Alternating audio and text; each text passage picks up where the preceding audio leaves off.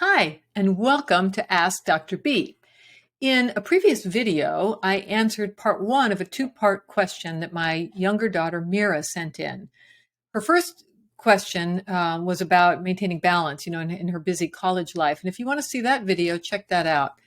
In her second question, she asked, or the second question in that video, she asked about going back to the classroom after 2 years of COVID and thoughts about managing the anxiety that some people, including her, still feel in that setting. I think that's a great question. I think that many students all over the country and all over the world continue to experience this change of 2 years of their life where they were basically online and now they're back in the classroom. And for Mira, this is the first semester that when she sent in this question, recently, this semester right now, is the first time they've been fully back in the classroom. So first of all, as I often will remind folks when I'm talking about these challenges, this is totally understandable, totally normal. A transition like this is very challenging, can be very stressful. So that's number one.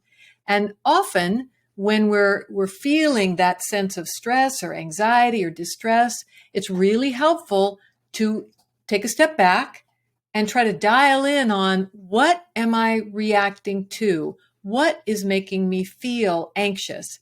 What am I worried about? What am I concerned about? What is the threat here? Because that's what anxiety is. It's either a real or perceived threat. And then some of the things that our bodies do and our minds do in response is to actually try to protect us or to end that threat. So in this case, what is that? Is it that it feels difficult to step back into an environment where now I'm having to interact with other students as well as the professor or teacher while I'm trying to learn the material? For some, that could be challenging. Is it that, wait, I had my system down for how I studied and how I prepped and how I managed my assignments. And now all of that is sort of, out of whack because now I'm in the classroom taking notes instead of doing that the way I was doing it back in my apartment or in my dorm room. So understand what the challenge is that you're dealing with. Is it that, I have worry, anxiety about I'm not going to be able to do as well? Well, that's important to drill down a little further. What's that about? Is it expectations for yourself that are either perhaps too high, meaning, give yourself a break, let yourself sort of have this time of transition? Is it that you're feeling pressure from outside, our parents or teachers or peers putting that pressure on you? Well, then it's time for some very direct and it can be challenging conversations because all we can ever ask of ourselves or from our children or our friends or spouses or loved ones is that we're doing our best in whatever situation we're in. So have that conversation if you're feeling that pressure.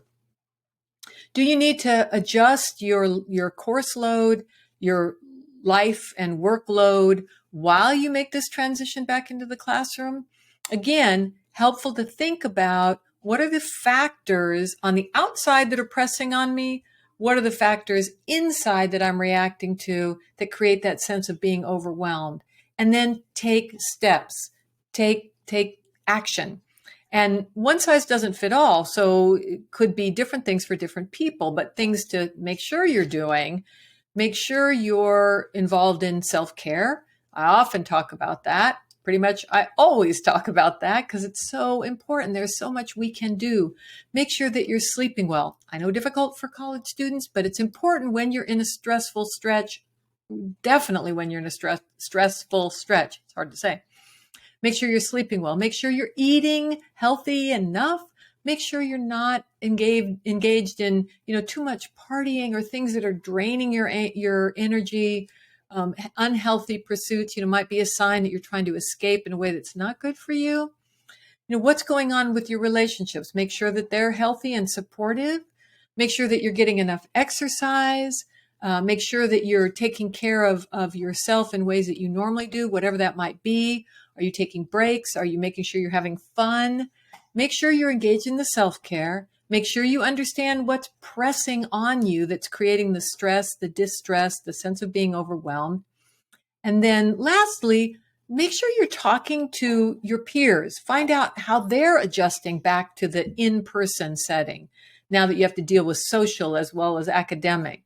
And make sure you're talking to professors that you trust about how to get some support or some help. And again, I mentioned it before, give yourself a break. Give yourself time to adjust. It takes time for all of us. Sometimes we want to rush it. Not possible. Give yourself physically, psychologically, emotionally, time to make that adjustment. And if you've had time and you're looking back and it's, a month and a half, 2 months into the semester, and you're still, more distressed than not, more anxious than not, you're not sleeping well, you're not eating well, you're tearful, then it's time to get yourself some additional support. Don't let that go. It's harder. It becomes harder and harder once we really are in that place where we need more than what we're able to do. And we all need support. Sometimes we need more. We should all receive it when we need it. We should all seek it when we need it. Thank you, Mira, for both of your questions. Excellent, excellent questions. Thank you all for watching.